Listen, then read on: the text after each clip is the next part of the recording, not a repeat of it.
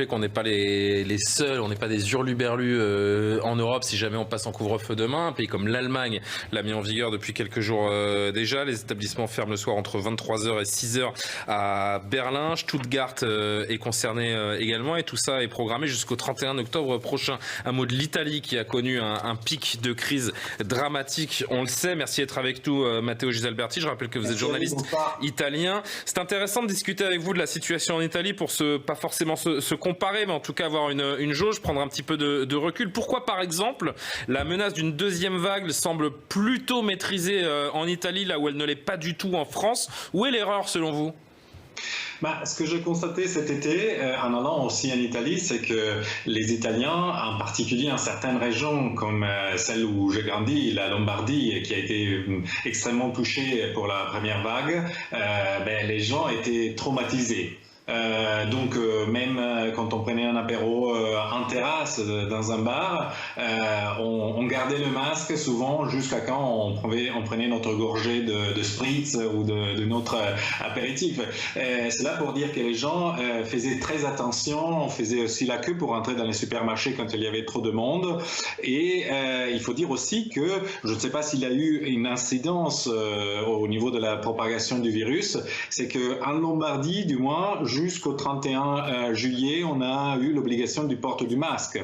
Donc après le confinement, il y a eu effectivement un retour à la normale plus nuancé, disons, même si les écoles, par exemple, restaient fermées, parce qu'il faut pas oublier que les écoles italiennes ont fermé en février dans certaines provinces et elles ont réouvert à la moitié de septembre. Donc je pense qu'il y a eu effectivement un effet peur.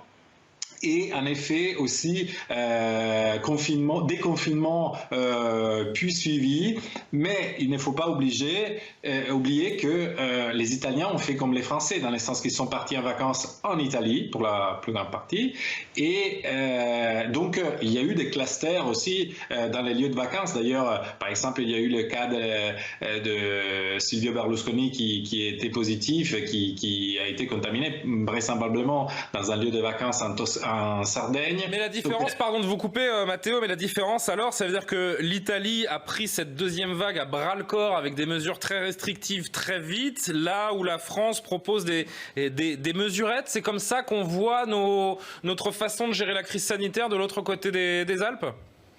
Sans doute, il y a un aspect qui est moins fort en Italie. Les gens se plaignent moins de ce qu'on leur impose. Mais bien évidemment, il y a les Français se plaignent, c'est un scoop ça. Pardon de vous couper, allez-y.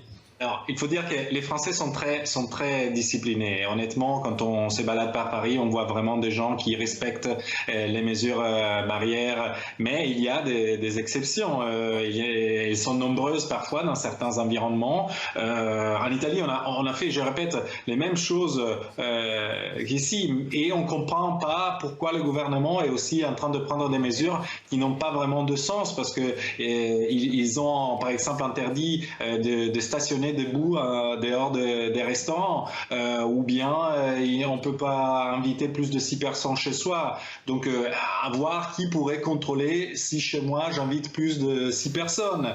Donc il y a des contradictions très fortes en Italie aussi. Bon, ça me rassure. Je pense en tout cas que en France, chacun essaye de faire sa part et ceux qui ne le font pas le bien aussi des restaurateurs, par exemple, qui se sont extrêmement mobilisés pour éviter la contamination, la propagation du virus et qui sont justement très craintifs. On a été coupé. Ah ben voilà, bon, on vous a retrouvé, mais on a entendu évidemment l'essentiel et on vous remercie Matteo Ghisalberti d'avoir été avec nous. On voit que l'Italie également connaît quelques incohérences.